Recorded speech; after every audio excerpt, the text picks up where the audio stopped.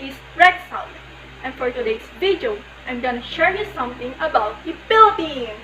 But before that, I have a question for you. What is it about the Philippines that makes it different from the rest of the world? Do you have any idea? Well, for one thing, it's all about cultural values. Yes, you heard it right. So, what is cultural values anyway? Well, cultural values is the core principles and ideals upon which an entire community exists. This is made up of several parts: customs, which are traditions and rituals; values, which are beliefs; and culture, which is all of group's guiding values.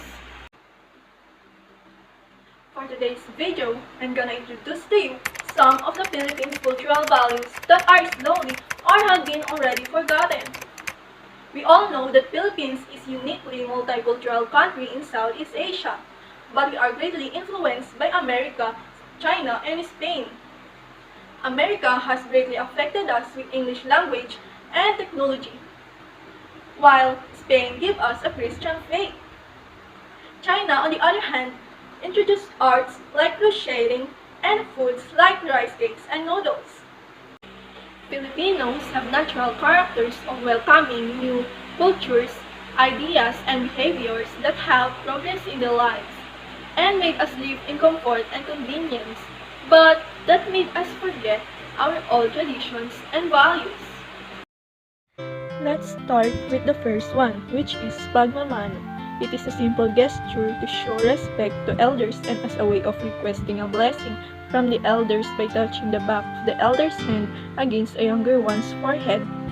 Generally, this courtesy is done with the right hand and performed upon meeting the person. The phrase mano po, meaning may I have your hand, is spoken by the younger individual asking for the hand, while the response, kaawaan ka ng Diyos or God bless you, is uttered by the elderly. Nowadays, kids are less taught by their parents or may have been taught but not put into practice consistently, but this is still practiced by some. Next is traditional games. This is a part of the system of 50s to the late 90s kids. These are jackstones, patintero, luksong tinik, saranggola, sungka, luksong lubid, piko, tumbang preso, and many more. These were the form of social interactions among kids back then. Today's kids are all staying in the house, mostly staying inactive. Next is harana or courting by singing. Harana is a traditional courtship in the Philippines. Harana is singing to woo women underneath her window at night. On a special evening, the suitor gathers a few of his friends and perhaps the haranista en route to the house where the suitor's lady lives. He offers a song and his love to the lady. A lady shows her appreciation when the lights and windows open. If the suitor is acceptable for the girls, she will let the men in the house or let them stay outside, and she responds with a song. All this may happen under the watchful eyes of the parent. This is the tradition that is already forgotten. Harana is one of the things that is I wish I could experience. Imagine the cool evening, the sweet voice, the gentle strumming of the guitar, and the heartwarming song that is offered to you. Home visit, courting, servitude, or paninilbihan.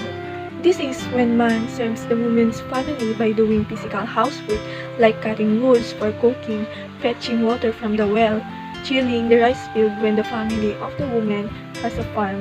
This is to show that he is capable of taking care of her and the future family.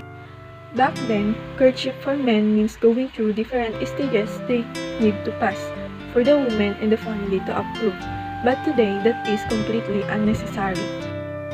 The last one is by a Nihani spirit.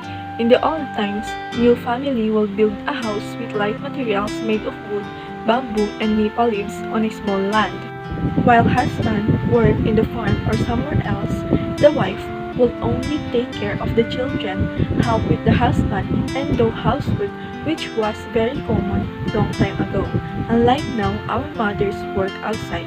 If the family decided to move somewhere else, all men would help carry the whole house.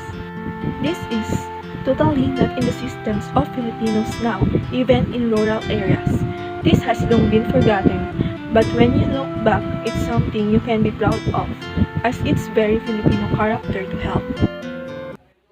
These are some of the Filipinos' unique traditions that are slowly or have not been practiced anymore.